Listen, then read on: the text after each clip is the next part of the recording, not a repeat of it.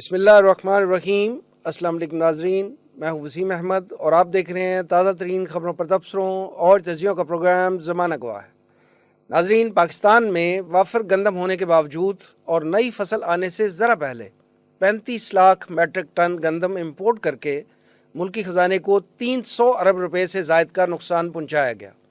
اب صورتحال یہ ہے کہ ملک میں درآمدی گندم کا وافر ذخیرہ موجود ہونے کی وجہ سے حکومت کا کسانوں سے نئی فصل کی خریداری کا کوئی امکان نظر نہیں آ رہا، جس کی وجہ سے ذخیرہ اندوز آڑتی اور فلور ملز مالکان سرکاری ریٹ سے 1 سے 1,500 روپے فی من کم قیمت پر گندم خرید کر کسانوں کا خوب استحصال کر رہے ہیں۔ موجودہ حکومت گندم بحران کے ذمہ داروں کا تعین کر کے مجرموں کو منطقی انجام تک پہنچانے کے دعوے اور وعدے تو کر رہی ہے، دوسری طرف انوار الحق کاکڑ صاحب کا کہنا ہے کہ گندم سکینڈل کی حیثیت چائے کی پیالی میں طوفان ہے، اور سابق نگران وزیر اعلیٰ پنجاب جناب محسن نقوی صاحب کا فرمانا ہے کہ میرے خلاف انکوائری کی خواہش رکھنے والوں کو مایوسی ہوگی۔ اس ساری صورتحال میں ہمارا کسان انتہائی کنگال، مایوس، بد دل اور نا امید ہو چکا ہے۔ ہم آج کے پروگرام میں ملک میں جاری گندم سکینڈل پر تفصیلی گفتگو کریں گے۔ میرے ساتھ تشریف فرما ہیں تنظیم اسلامی کے ریسرچ اسکالر جناب رضا الحق صاحب، ان کے ساتھ تشریف رکھتے ہیں زرعی ماہر اور کارپوریٹ فارمنگ سے منسلک جناب عبدالرحمن معظم صاحب۔ آئیے گفتگو کا آغاز کرتے ہیں۔ عبدالرحمن معظم صاحب، سب سے پہلے تو یہ بتائیے گا کہ ملک میں جب سرپلس گندم موجود تھی تو مزید امپورٹ کی کیوں ضرورت پیش آئی، اور اگر آپ نے امپورٹ کر ہی لی ہے تو اب متعلقہ لوگ جو ہیں وہ اس کی ذمہ داری لینے سے کیوں گریزاں ہیں؟ دیکھیں، متعلقہ لوگ تو آپ کو پتہ ہی ہے اس ملک میں جو جس طریقے سے چیزیں ہماری چل رہی ہیں، بالکل آپ نے بتایا کہ گندم گوداموں میں اس وقت موجود تھی، اور یہ بھی پتا تھا کہ 4 ماہ کے بعد ایک سرپلس کراپ جو ہے، کیونکہ گندم کافی زیادہ اس دفعہ لگا تھا، لاسٹ ایئر ریٹ بہتر تھے، فارمرز نے زیادہ گندم لگائی تھی، اور ایک بڑی فصل آپ کی جو ہے وہ آنے والی تھی، اور شاید بمپر کراپ تھی، ایکسپیکٹڈ تھی، اور یہ پتا تھا 4 ماہ پہلے سے، لیکن ایون دین امپورٹ کیا گیا، اور وہ امپورٹ بھی جس طریقے سے کیا گیا، ظاہر ہے کہ وہ آپ کی جو ایگزسٹنگ گورنمنٹ تھی اس کے اپروول کے ساتھ، پروونشل گورنمنٹ خاص طور پہ پنجاب پروونشل گورنمنٹ کے اپروول، منسٹری آف کامرس کے اپروول کے ساتھ، اور امپورٹ بھی گورنمنٹ نے نہیں کیا، پرائیویٹ اینٹیٹیز کو، پرائیویٹ اداروں کو امپورٹ کی اجازت دی گئی، اور انہوں نے یوکرین سے، رشیا سے، بلگیریا سے یہ سستی گندم سورس کر کے، تو ان کو جو پورٹ کے اوپر، اور ایک حیران کن بات یہ کہ ان کے اوپر ڈیوٹی بھی ہم نے امپوز نہیں کی، ان کو ہم نے ڈیوٹی فری گندم امپورٹ کرنے کی اجازت دی، تو اس کے اوپر آپ سمجھ لیں کہ تقریباً کوئی 35 لاکھ آفیشیل اجازت تو شاید لیٹر سٹیج پہ ملی ہے، ان کو پہلے ہی گرین سگنل دے دیا گیا تھا۔ 3.5 ملین جو میٹرک ٹنز ہے وہ امپورٹ ہوا، اور اس کے اندر یہ ہے کہ جو پورٹ کے اوپر پرائس پڑی تھی وہ 3100 روپیز پر مونٹ ان کو جو ہے وہ پرائس مل رہی تھی۔ اب اس میں یہ ہے کہ گورنمنٹ نے جو بائنگ کی ہے، پنجاب گورنمنٹ نے، وہ 4200 روپیز پر مونٹ کے حساب سے ان لوگوں سے لیا، تو بیچ میں وہ جو پروفٹ تھا وہ ایک بہت بڑا مارجن جو تھا، کافی لمبے ہاتھ اس کے اندر لگے ہیں۔ آپ سمجھ لیں کہ ہر جہاز کے اوپر اندازاً 50 سے 60 کروڑ جو ہے وہ انکم جو ہے وہ جنریٹ ہوئی ہے، اور یہ ہر جہاز کے اوپر، اور یہ اربوں روپے کی ایک بات بنتی ہے، اور اب یہ تو پرائیویٹ انکوائریز ہوں گی، یہ چیزیں آہستہ آہستہ سامنے آئیں گی، تب تک آئی ڈونٹ نو کتنا وقت گزر چکا ہوگا، یہ قصہ ماضی بن چکا ہوگا سارا معاملہ جو ہے، لیکن اس کی روک تھام جو اگلے ٹائم کے لیے اس کا بہت ضروری ہے کہ اس کی روک تھام کی جائے، کیونکہ اس سے جو پیدا ہونے والا بحران ہے اس وقت، کہ گورنمنٹ جو ہے وہ اس پوزیشن میں نہیں ہے کہ وہ فردر گندم جو ہے وہ کسانوں سے اٹھائے، اور اس وقت وہ جو ہے وہ بڑی مشکلات کا شکار ہیں اس کے اندر۔ ذوالق صاحب، جب یہ اجازت ملی ہے، جیسے میں نے عرض کیا کہ اجازت یہی سنا جا رہا ہے کہ پہلے دے دی گئی تھی، اور جہاز جو ہے وہ پہلے آنا شروع ہو گئے، جیسے ہی اجازت ملی 8 دن کے اندر اندر جہاز جو ہیں وہ پہنچ کے، تو کیا یہ سارا جو پلاننگ تھی، یہ جو سارا سکیم بنا ہے، یہ فوڈ سیکیورٹی کی جو ہماری وزارت ہے اس کی ملی بھگت کے بغیر ممکن تھا؟ بسم اللہ الرحمن الرحیم۔ وسیم صاحب، جس طرح عبدالرحمن بھائی نے بڑے یعنی مؤثر انداز میں ہمارے سامنے پوری ڈیٹیلز رکھی، بنیادی طور پہ یہ معاملہ اشرافیہ کا ہے۔ اشرافیہ کے مافیاز ہیں جو آپ کو ہر سیکٹر میں کام کرتے ہوئے دکھائی دیتے ہیں، اور وہ آج کی بات نہیں ہے، یہ آپ کی 5 صدی کی پوری سٹوری ہے، اور اس میں آغاز میں تو صرف زمیندار تھا، اور وقت گزرنے کے ساتھ ساتھ آپ کو اس کے اندر پھر جو ہے وہ سیاستدان، وہ ذمہ دار ہی سیاست میں آیا، اور سیاستدان کے طور پہ بھی سامنے ذمہ داری جاگیردار تھا، اور جاگیرداری سیاست میں آگے، جاگیردار جو تھا وہ سیاست میں آیا، اور ساتھ اس کے پھر سرمایہ دار بھی شامل ہو گیا، پھر ہماری جو ریاستی ادارے ہیں ان کے لوگ بھی شامل ہو گئے، آپ کی فوج، آپ کی جوڈیشری، یہ سب بھی اس کا حصہ بن گئے۔ ابھی آپ اشرافیہ کی بات کریں تو اشرافیہ کی اگر آپ نے کمپوزیشن دیکھنی ہو کہ یہ اجزائے ترکیبی کیا ہیں اشرافیہ کے، تو آپ کو ایک ادارے کے اندر نظر آ جائے گا سارا SIFC. جو SIFC بنیادی طور پہ ملک کے تمام بڑے معیشت کے حوالے سے فیصلے لے رہی ہے، اس میں وہ سب لوگ موجود ہیں جو کہ اشرافیہ کو اہم ریپرزینٹ سٹیک کرتے ہولڈرز ہیں. موجود ہیں. سٹیک ہولڈرز تو ایک بڑا پازیٹیو لفظ ہے، یہ اشرافیہ کو ریپرزینٹ کر رہے ہیں بنیادی طور پہ. انہی کی ملی بھگت سے ہر قسم کا جو آپ کو بحران نظر آتا ہے، چاہے وہ چینی کا ہو، چینی مافیا میں بھی یہ لوگ موجود ہوتے ہیں، چاہے وہ ریئل اسٹیٹ کا ہو، اس میں بھی یہ لوگ نظر آتے ہیں، یہی تاریں کھینچ رہے ہوتے ہیں سارے. چاہے اب یہ جو اس وقت آپ کا گندم کا بحران نظر آیا اور آگے مستقبل میں کاٹن کا بھی بہرحال دکھائی دیتا ہے، اس کی بھی خبریں آ رہی ہیں. اب وہی آپ کو مختلف متواتر حکومتوں میں بھی نظر آتے ہیں لوگ. چاہے آپ یعنی کہ آپ مشرف کے دور سے سٹارٹ کر لیں، مشرف سے دور سے لے کے اب تک آپ کی جو اسٹیبلشمنٹ ہے اس کی بھی کمانڈ یعنی کہ ایک ہی ڈائریکشن میں چل رہی ہوتی ہے. ایسا نہیں ہے کہ کوئی بہت زیادہ ڈپارچر ہو گیا ہے کہ ایک کوئی نیا آنے والا شخص پچھلے والے کی جو پالیسی سی اس سے ہٹ گیا. سیاستدان بھی اسی رو میں چلتے جا رہے ہیں، ایک پارٹی کے ہوں، دوسرے پارٹی کے ہوں، تیسری کے ہوں، یا چھوٹی چھوٹی پارٹیوں کے ہوں، مل کر بھی.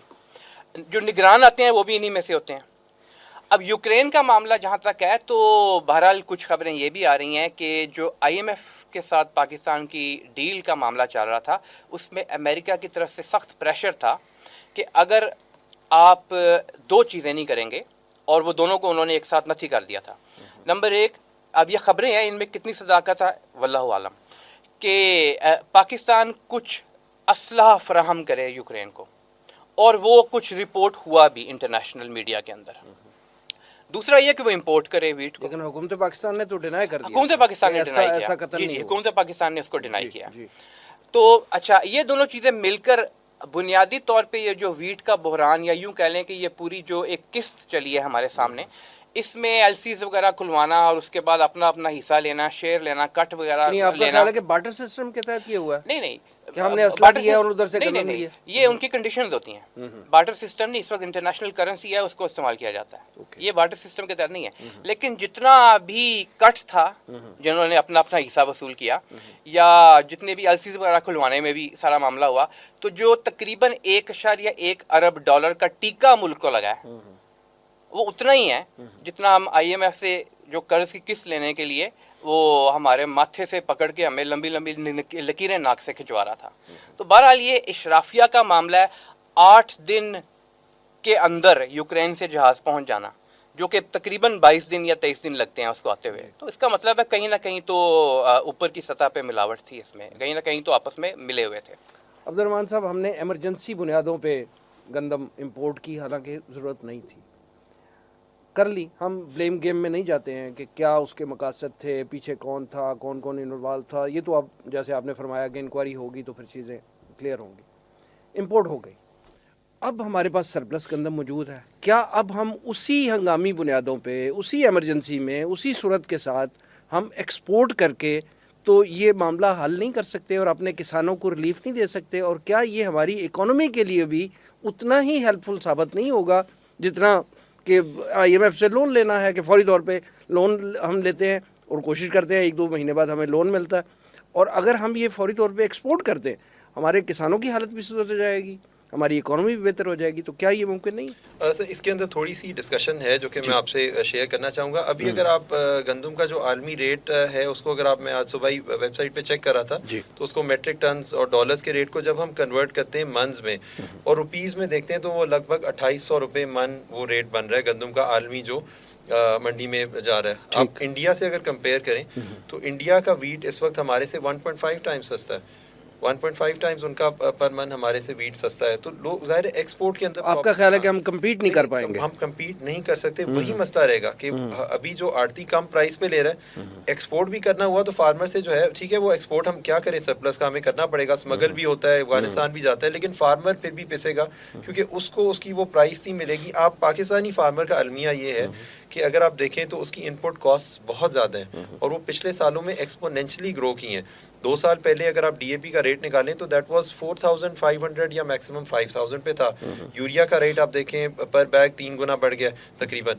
تو اب اگر آپ ان پٹ کاسٹ دیکھتے ہیں فارمر کی، اس کے اندر اس کی کھاد ہے، اس کے اندر اس کی جو پانی لگانے کے لیے اس کا ڈیزل استعمال ہو رہا ہے یا اس کی بجلی استعمال ہو رہی ہے، اس کے اسپریز ہیں، اس کا لیبر ہے، وہ مل جل کے، اور لینڈ کا رینٹ جو آپ کا جہاں تک پہنچ چکا ہوا ہے، تو farmer is not in a position کہ ان کا تو بریک ایون ہی، اگر عالمی منڈی 2600-2700 پہ ہے، ہمارا بریک ایون 3300-3400 پہ تو ہمارا بریک ایون ہوتا ہے. جو کچھ لوگوں نے اپنا سیل کیا 3300-3400 پہ، ہمارے نیبرز میں کچھ فارمرز ہیں، وہ ابھی کل اپنا اسٹاک جو ہے وہ لے کے گئے منڈی آڑتی کے پاس، تو they had to bring it back. وہ 2500 روپے وہاں پہ ریٹ آفر ہو رہا ہے اس وقت، تو اس کے اوپر تو ان کا کافی لاس ہو رہا تھا، تو مجبوراً انہوں نے ابھی اسٹوریج میں رکھا ہے. لیکن کب تک رکھیں گے فارمرز کے پاس؟ لیکن سر پھر بھی اگر ہم ایکسپورٹ کر دیتے ہیں تو جی جی ہماری جو کاسٹ ہے، ہمارا جو لاس ہے، وہ تو منیمائز ہو جائے گا نا. فارمرز کا loss چاہے جائے کہ نہیں، گندم ادھر فارمر اسٹور کو کریں تو- اپنے طور پہ اور اس دیکھیں، پہ کیڑے پڑ جائیں. نہیں، اصل میں مسئلہ صرف فارمر کا ہے اس وقت. گندم سرپلس ہے، لوگوں کو بھی روٹی مل جائے گی، اس سال تو سستی ملے گی، اگلے سالوں میں ریپریکشنز ہوں گے. آپ کا جو آڑتی ہے وہ بھی اسٹور کر کے بیٹھا ہوا ہے، اس کو بھی پرابلم ہمارے فارمر کا ہے. اس کو 2900 ریٹ گورنمنٹ جو 3900 پر من ریٹ نکالا ہے، کم از کم وہ ریٹ فارمر کو ملنا چاہیے. وہ گورنمنٹ اس کو انشور کرے کہ وہ وٹ ایور پالیسی وہ اس کو اتنے ہی ریٹ پہ جو انہوں نے اناؤنس کیا اس پہ لیں، اس کے اوپر اس کا جو ہے وہ گزارا فارمر، کیونکہ فارمر آپ دیکھیں اسے ساری انپٹس جو ہیں وہ لون پہ کریڈٹ پہ اس نے لی ہوتی ہیں. اس نے کھادیں لی ہوئی ہیں آڑتی سے لی ہوئی ہیں، لون پہ لی ہوئی ہیں، اس نے جو سیڈ لون پہ لیا ہوا ہے، اس نے رینٹ لینڈ کا پے کرنا ہے. اگر رینٹ آپ کا مثال کے طور پہ ٹھیکہ جو ہے وہ 1,30,000 ہے، تو آڑتی تو کھڑی فصل خرید لیتے ہیں نا. اصل میں آڑتی کھڑی فصل خرید کے ریڈی کیش دے دیتے ہیں. جی. تو فارمر اب مجبور ہے کہ وہ لاس کے اوپر اس کو بیچے، کیونکہ فارمر کے پاس نہ سٹوریج ہے، نہ وہ اس کو بچا سکتا ہے. جو چھوٹے فارمر ہیں، بارشوں کا خطرہ ہے، ان کی فیلڈ میں فصل اب ہارویسٹ ہو چکی ہے اس وقت، آلموسٹ 100% ہارویسٹنگ کمپلیٹ ہے، کچھ جگہوں پہ ہو رہی ہے. لیکن وہ جب فصل آپ ہارویسٹ کر لیتے ہیں تب اس کو بارش کا زیادہ خطرہ ہے، اس میں موئسچر آ جائے گا، وہ فیلڈ کے اندر اوپن پڑی ہوئی ہے. تو لہٰذا اس کے پاس اب کوئی چارہ نہیں ہوگا کہ اگر گورنمنٹ بھی نہیں خریدتی تو وہ پھر آڑتی کے پاس جائے گا اور اس کو لاس کے اوپر سیل کرے گا. ایکسپورٹ بھی کر لیتے ہیں ہم تو فارمر کا وہیں پہ پرابلم وہیں پہ رہے گا، اس کو وہ ریٹ نہیں مل پائے گا جو کہ گورنمنٹ نے اناؤنس کیا ہے. اور ہم یہ چاہتے ہیں کہ فارمر کا جو ہے وہ ہم لاس، کیونکہ اگلے سالوں میں آپ اس کی ریپریکشنز پھر دیکھ لیں گے، لوگ ویٹ نہیں گرو کریں گے، لوگ کہیں گے کہ بھئی ہمیں لاسٹ ایئر شارٹیج ہو جائے گی اور پھر امپورٹ کرنا پڑے گا، پھر آپ کو آپ کو امپورٹ کی طرف جانا پڑے گا، ویٹ مہنگا ہو جائے گا. اور یہ سائیکل جو ہے اگلے ہو سکتا ہے کہ 10 سال میں بعد 10 سال تک چلے گا. یہ اصل میں یہ چیزیں پھر جب ایک دفعہ آپ نے ایکویلیبریم کو ہلا دیا اتنا زیادہ، تو پھر یہ آہستہ آہستہ ہی وہ چیزیں دوبارہ سے سیٹل ہوتی ہیں. تو اس میں یہ ہمارا آپ سمجھیں کہ عالمی منڈی کے ساتھ کمپیٹ کرنے کے لیے نا، اس میں پھر آگے ڈیٹیلز ہیں وہ ہم آپ سے شیئر کریں گے کہ اس میں آپ ری جنریٹو فارمنگ کی طرف اب دنیا جا رہی ہے. اس کے اندر اگر آپ انڈیا کا بریفلی تھوڑا سا بتا دیجیے گا کہ یہ کیا ہے، یہ کیا ہے طریقہ فارمنگ کا. کانسیپٹ یہ ہے کہ ہم کیمیکل ہماری جو انپٹس ہیں جو بہت ایکسپینسو ہیں ان کو ہم منیمائز کریں، ہم بیک ٹو دا بیسکس. یہ کانسیپٹ ہے کہ ہم بیک ٹو دا بیسکس جائیں، اور ہمارے جو پرانے روایتی طریقے تھے، آپ دیکھتے ہیں کہ جو اسموگ کا مسئلہ ہے، یہ رائس کی جو پرالی ہوتی ہے گندم کی فصل کے لیے، آپ فیلڈز کلیئر کرنے کے لیے آپ کو بڑی جلدی رائس کی پرالی کو جلانا پڑتا ہے. اس سے بہت بڑے پیمانے پہ پنجاب میں جب یہ پرالی جلتی ہے، انڈیا میں پاکستان میں پریکٹس چل رہی ہے، اسموک پیدا ہوتا ہے. کا جو ایک فیکٹر ہے وہ بہت بڑا اس کے اندر رول پرالی کا ہے. اچھا، اب یہی پرالی جو ہے وہ آپ ری جنریٹو فارمنگ میں اس کو یوز کر سکتے ہیں. اس میں آپ کے بیڈز جو ہیں ان کو کریٹ کیا جاتا ہے، اس کے اوپر یہ پرالی بچھائی جاتی ہے اور ڈرل کے ذریعے جو ہے نا وہ گندم کو اس میں لگایا جاتا ہے. اس وقت درجنوں فارمرز جو ہیں یہ اس کو سکسیسفلی پاکستان میں کر رہے ہیں. کچھ یوٹیوب کے لنکس بھی ہیں، بلکہ وہ بھی ہم آپ سے شیئر کر لیں گے. اس کے اندر آپ کا گوبر کا جو استعمال ہے وہ زیادہ ہے، کھادوں پہ ریلائنس کم ہے، پانی کا استعمال بہت کم ہے، پیداوار کو بڑھانے کے لیے آپ بایو گیس کا استعمال بھی کر رہے ہیں.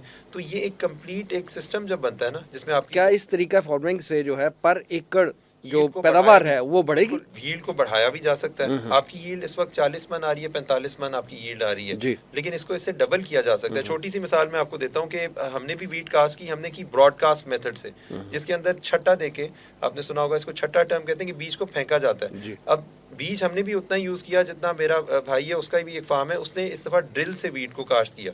اب جب ڈرل سے ویٹ کو کاشت کیا تو اس کی پیداوار جو ہے وہ 5 من سے 10 من جو ہے اس میں انکریز آ گیا، صرف ڈرل سے کاشت کر کے وہ یونیفارملی اس کی کاشت ہوتی ہے. اس طرح کی انٹرونشن. لیکن جب آپ کہہ رہے ہیں کہ بیک ٹو بیسک، تو وہ تو پھر چھٹا ہی تھا. یہ جو ڈرل ہے یہ تو پھر ماڈرنائزیشن ہے نا، اس کی ماڈرنائزیشن کے کانسیپٹس ہیں. لیکن جو بیسکس میں ہم جائیں گے وہ بیسیکلی ہم یہ کہنا چاہ رہے ہیں کہ سوئل کی جو ہیلتھ ہے نا اس کو آپ بہتر کریں. ہماری جس طرح کی ابھی فارمنگ ہو رہی ہے یہ ویری انٹینسو فارمنگ ہے. اگر آپ دیکھیں اپنے جو آپ کے عارف والا ہے، اکاڑا ہے، جو بڑے آپ کے فارمنگ ایریاز ہیں، ان کے اوپر 3 کراپس، آپ 4 کراپس بھی ایون آپ لے رہے ہیں پر ایئر سیم لینڈ کے اوپر، اور لینڈ کی جو نیوٹرینٹس ہیں ان کو آپ ڈپلیٹ کر رہے ہیں، لینڈ کو ڈیمیج کر رہے ہیں، گریجولی اس کی پیداوار کم ہوتی جا رہی ہے. اس میں ری جنریٹو فارمنگ میں یہ ہوگا کہ آپ اپنی لینڈ کو پروٹیکٹ ریجنریٹ کر کے اس کو ریجوونیٹ کر رہے ہوں گے ہر سال.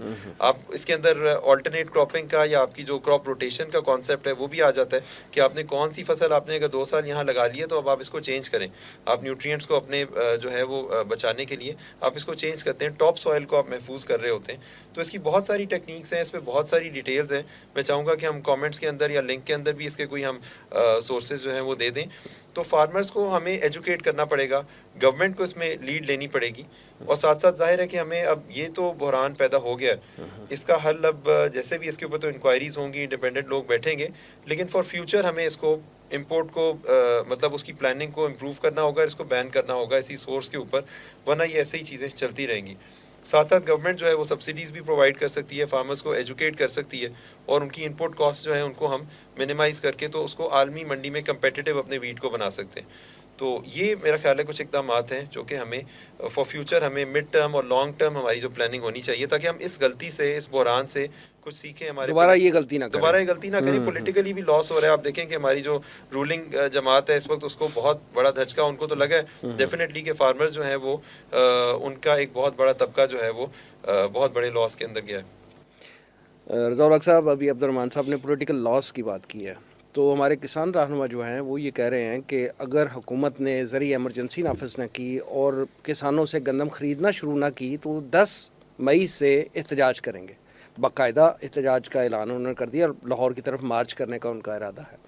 دیکھیے اس میں تھوڑا سا میرا خیال ہے ڈیٹیل ہے کہ یہ احتجاج لگتا ہے کہ 9 مئی کے بعد میرا خیال ہے 10 مئی کا بھی اتنا, وہ غریب لوگ ڈنڈے کھائیں گے, تھوڑے سے کچھ جیلوں میں بھرے جائیں گے. میرا خیال ہے کہ ہم ان کو اب آپ ظاہر ہے وہ یوز ہی ہوں گے, فارمرز کو کیا ملنا ہے احتجاج سے. آئی ڈونٹ تھنک کہ اس میں اب ظاہر ہے آپ کی جو رولنگ ایلیٹ جس کی یہ مرزا صاحب بات کر رہے تھے, وہ اتنی اس وقت پاور کانسنٹریٹڈ ہے کہ آپ اس کو احتجاج سے اور ان چیزوں سے آپ شاید ان کو, وہ بات آپ کی صحیح ہے کہ کسانوں کے ساتھ تو ایسا ہی سلوک ہوتا بھی رہا ہے پیچھے ماضی میں, لیکن ابھی یہ جو صورتحال اس وقت ڈیولپ ہو رہی ہے کہ اگر یعنی جتنا گندم اسکینڈل کے حوالے سے میڈیا میں یہ ہائپ کریٹ کر گیا ہے, اگر کسان نکلتے ہیں باہر اور کوئی ہماری سیاسی جماعتیں ان کو سپورٹ کرتی ہیں تو یہ تو ایک پولیٹیکل کرائسس بن جائے گا موجودہ حکومت کے لیے. کیا کہتے ہیں؟ میں یہ عرض کروں گا کہ دیکھیں ہر جو بھی شخص ہے جی وہ سیاسی طور پہ کچھ نہ کچھ اس کا عمل دخل ضرور ہوتا ہے. ہر جو باشعور انسان ہے جی وہ ایک سیاسی سوچ اپنی رکھتا ہے. ٹھیک, جہاں تک احتجاج کا تعلق ہے تو وہ بنیادی طور پہ ہمارے آئین میں بھی یعنی وہ درج ہے کہ آپ پرامن احتجاج کر سکتے ہیں اپنے رائٹس کو حاصل کرنے کے لیے, جو رائٹس آپ کو نہیں دیے جا رہے. اب جو تو کسانوں کے لیول پر کرنے کے کام ہے ان پہ تو عبد الرحمان بھائی نے بڑی تفصیل سے روشنی ڈال دی. جی میں اس چیز کی طرف آتا ہوں جو کہ حکومت کے کرنے کے کام ہے بنیادی طور پہ. ٹھیک ہے, دیکھیے پہلی بات تو یہ کہ اگر اس کو سیاسی معاملہ مروجہ حوالے سے بنایا گیا, اس طرح کے دیگر سیاسی جماعتیں ساتھ شامل ہوئیں اور انہوں نے اپنی سیاست کسی دوسری ہماری سیاسی جماعتیں اس کام کے لیے پر تو تول رہی ہیں, دوسری سیاسی جماعت کے خلاف استعمال کرنے کا سوچا اور اس کی طرف وہ بڑھے, تو بنیادی طور پہ جو مسئلہ ہے وہ تو پھر حل نہیں ہو سکے گا. مسئلہ کیا ہے, اس وقت جو کسان ہے اس کی مشکل کو حل کرنا, وہ حل نہیں ہو سکے گا.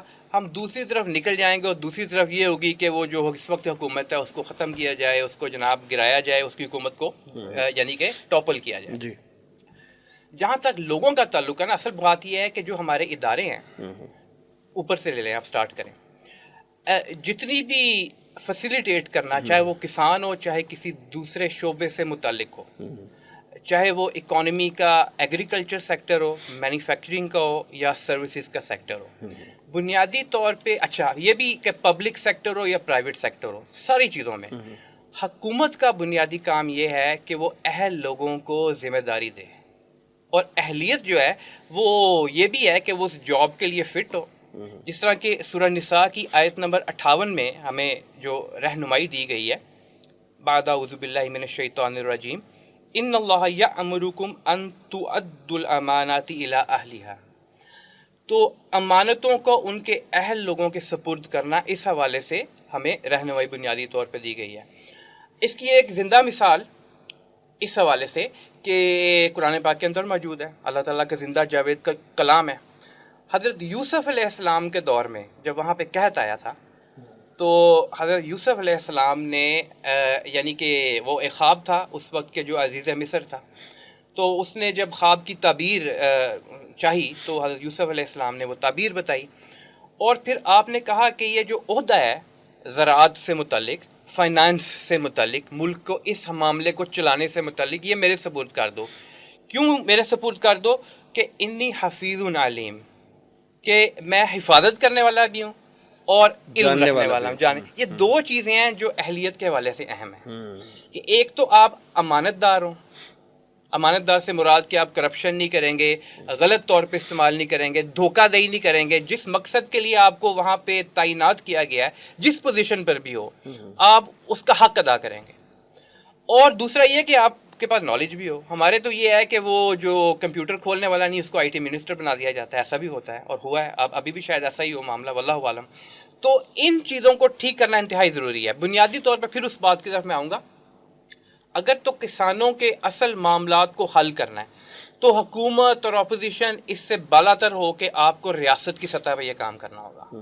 لیکن اگر یہی ایک پولیٹیکل گیم چلانی ہے کہ جو ایک حکومت ہے ان پاور ہے اس کو گرایا جائے تو topple one government bring in the next government, تو پھر تو آپ سیاست کے طور پہ کرتے رہیں، پھر کسانوں کے لیے آپ کچھ نہیں کر رہے ہوں گے. عبد الرحمن صاحب، جیسے ابھی رضا الحق صاحب بھی بات کر رہے تھے کہ معاملہ چاہے چینی کا ہو یا گندم کا ہو، ہمارے جو متعلقہ ادارے ہیں وہ اس کی ایگزیکٹ پیداوار اور اس کی کھپت کا صحیح تعین کر کے اس کی سپلائی کیوں نہیں جو ہے وہ کر پاتے. آپ کیا سمجھتے ہیں کہ یہ معاملہ کو نیت کا کھوٹ ہے یا واقعی اہلیت کا فقدان ہے کہ اہلیت ہی نہیں ہے ان میں؟ اس میں بہت اچھا یہ آپ کا سوال ہے. میں یہی چاہ رہا تھا کہ آپ یہ بھی پوچھیں. اس میں دونوں معاملات شامل ہیں. اس میں نیت کا فقدان بھی ڈیفینیٹلی، جس نے آپ کو پتہ ہی ہے اس ملک میں کس طریقے سے جو ہے وہ لوگ اپنی دہاڑیوں کے عوض جو ہے وہ انہوں نے سارے فارمرز کے ساتھ جو ہے وہ یہ زیادتی ہو گئی ہے. لیکن اس میں بہت بڑی پلاننگ کا بھی فقدان ہے.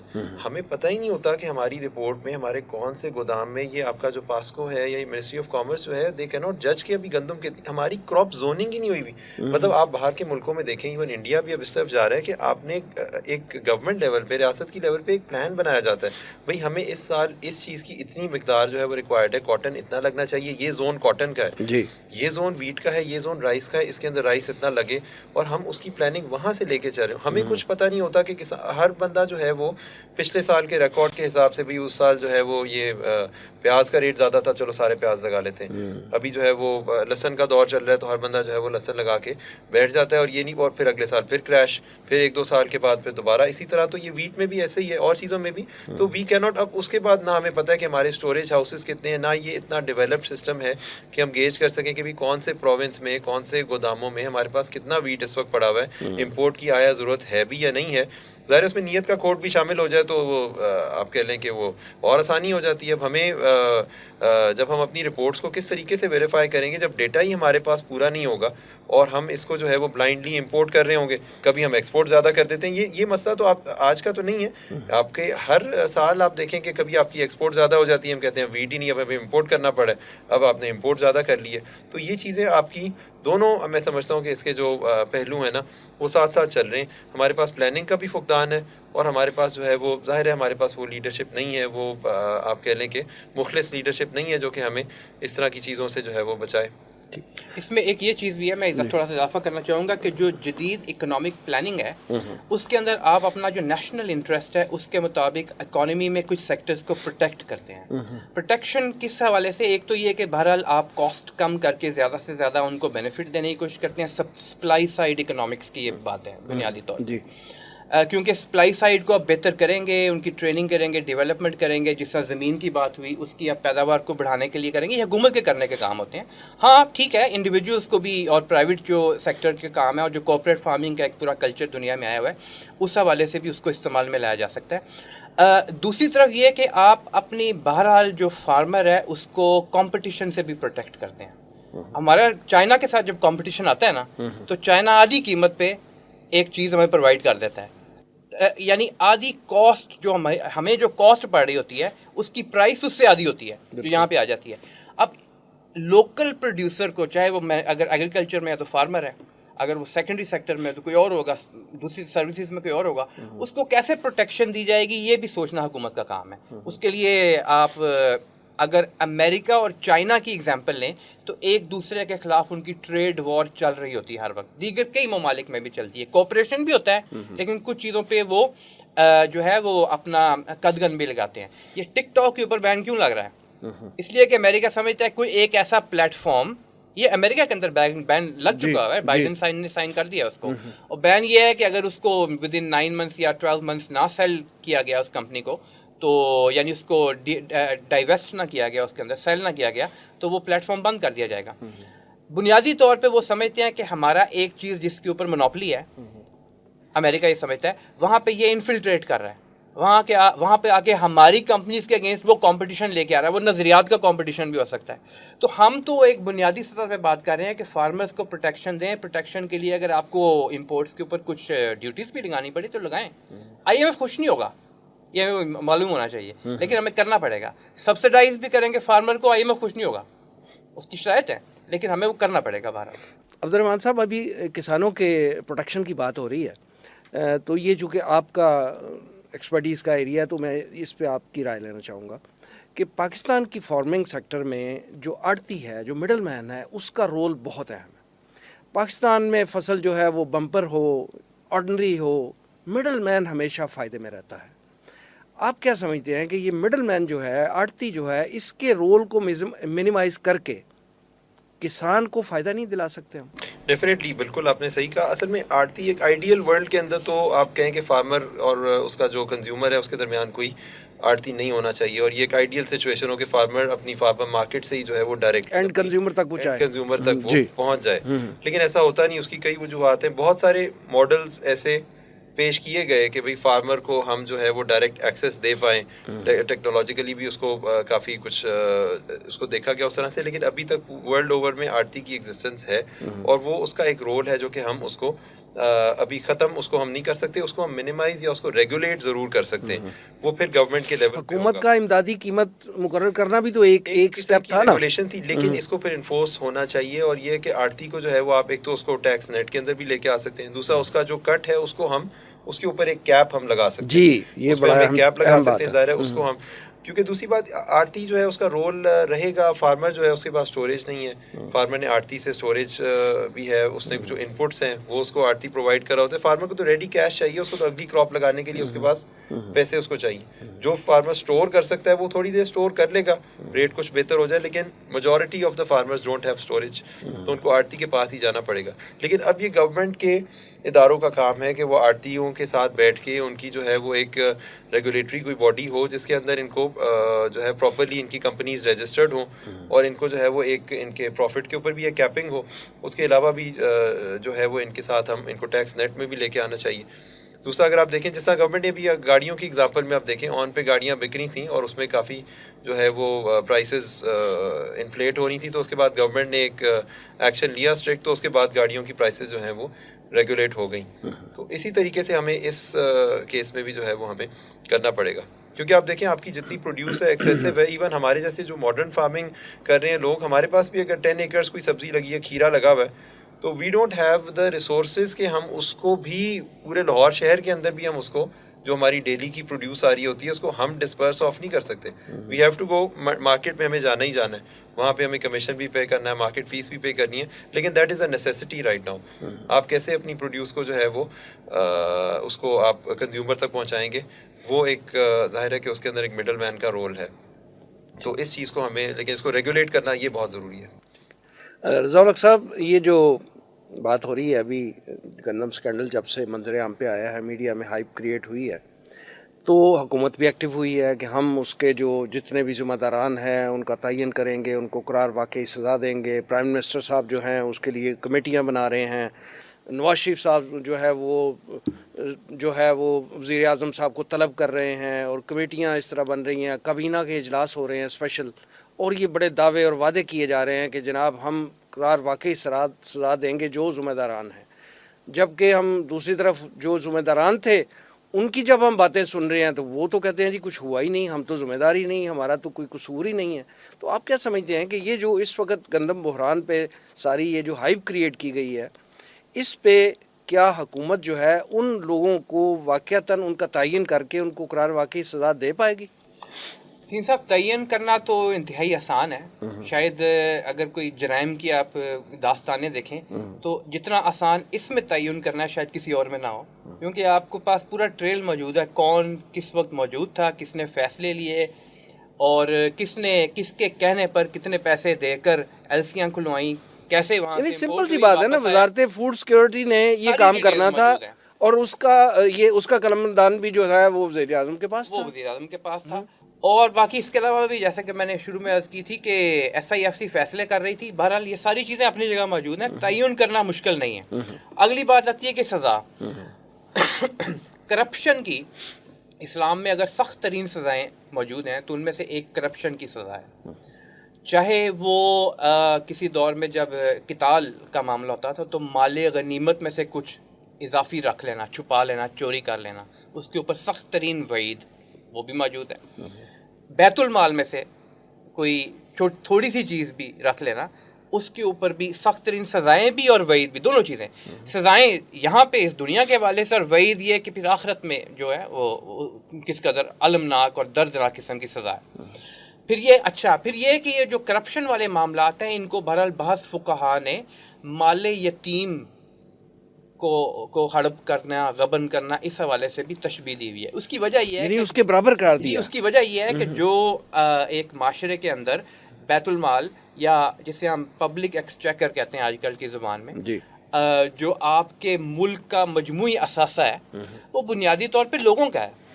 وہ کسی ایک شخص کا جو کسی ایک عہدے پہ آ کے بیٹھ گیا ہے, چاہے سول ہو, چاہے فوجی ہو, چاہے وہ کسی جوڈیشری کا, اس کا نہیں ہے, وہ بیوروکریٹ کا ہو, اس کا نہیں ہے. وہ تو ایک سرکاری ملازم ہے. اس نے ایک سیکرڈ ٹرسٹ جو اللہ تعالیٰ کی طرف سے ہمارے آئین میں بھی موجود ہے, آرٹیکل 2A میں ہی, کہ سیکرڈ ٹرسٹ کو جو کہ اللہ تعالیٰ نے ایک ساورنٹی اللہ تعالیٰ کی ہے, اور وہ سیکرڈ ٹرسٹ کو اس نے ادا کرنا ہے, پورا کرنا ہے for the people of Pakistan. اچھا, اب منافع خوری اور ذخیرہ اندوزی یہ کام کرنا, اس کے اوپر سزا تو سخت سے سخت ہونی چاہیے. اگر آپ دیگر ممالک کو دیکھیں تو ایون جو ڈیموکریٹک کنٹریز ہیں, یو ایس اے کو دیکھ لیں, برطانیہ کو دیکھ لیں, وہاں پہ کرپشن کی سزا سخت ہے. اگر آپ چائنا اور رشیا کی بات کریں تو وہاں تو وہ سزائے موت ہے. بالکل اس ماڈل کو چائنا میں تو یہاں تک کہا جاتا ہے کہ جب وہ سزا دیتے ہیں تو جب اس مجرم کو جو گولی ماری جاتی ہے اس کی بھی قیمت لیتے ہیں, تو پھر لاش اس کے ہینڈ اوور کرتے ہیں اس کے ورثاء کے. ایون کچھ عرصہ قبل تک سعودی عرب میں بھی سخت سزائیں تھیں. اب بہرحال ایک انلائٹنڈ ماڈریشن کا دور ہے, وہاں پہ بھی محمد بن سلمان اپنا ایک کام کر رہے ہیں اور اپنے جو وہاں پہ گول کھلا رہے ہیں وہ ایک علیحدہ بات ہے. ہمارے پھر وہی پرابلم آ جاتی ہے کہ المیہ ہے کہ 5 صدی سے جو نظام ہے ملک کا, جس میں جزا و سزا کا معاملہ, یہ بھی ٹھیک نہیں چلا. وہی لوگ ہیں جو کہ ایک دور حکومت میں بیٹھے فیصلے کر رہے ہوتے ہیں, پھر وہ چھوڑ کے چلے جاتے ہیں. ان کے خلاف کوئی سکینڈل سامنے آتا ہے جس طرح یہ آیا, ایسی کئی مثالیں ہیں آپ کے پاس. پھر اس سکینڈل پر کچھ بات چلتی ہے, میڈیا کے اندر واویلا ہوتا ہے, کچھ انکوائریاں کھلتی ہیں, اس کے بعد پھر معلوم ہوتا ہے نیا ایشو آ جاتا ہے اور نیا ایشو آ گیا, یہ پیچھے چلا گیا, اور جب اس سے اگلی دور حکومت آتی ہے تو معلوم ہوتا ہے کہ موصوف دوبارہ کسی اہم عہدے پر بیٹھے ہوئے ہیں. شارٹ ٹرم میموریز, سلیکٹیو امنیشیا اور شارٹ ٹرم میموریز کا معاملہ ہے. تو بہرحال سزا اور جزا کا معاملہ ہونا چاہیے, لیکن اگر ہم پاکستان کے معروضی حالات کے حوالے سے دیکھیں تو مجھے نہیں دکھائی دیتا کوئی ایسا معاملہ ہوگا. رضا الحق صاحب اور جناب عبد الرحمان معظم صاحب, پروگرام میں تشریف آوری کا بہت شکریہ. ناظرین, یہ تھا آج کا پروگرام. آج کے لیے اتنا ہی. ہمارے تمام سوشل میڈیا پیجز پر اس پروگرام کا فیڈ بیک ضرور دیجیے گا. آپ ہمیں ای میل بھی کر سکتے ہیں. ہمارا ایڈریس ہے media@tanzeem.org. اگلے پروگرام تک کے لیے وسیم احمد کو اجازت دیجیے. اللہ نگہبان.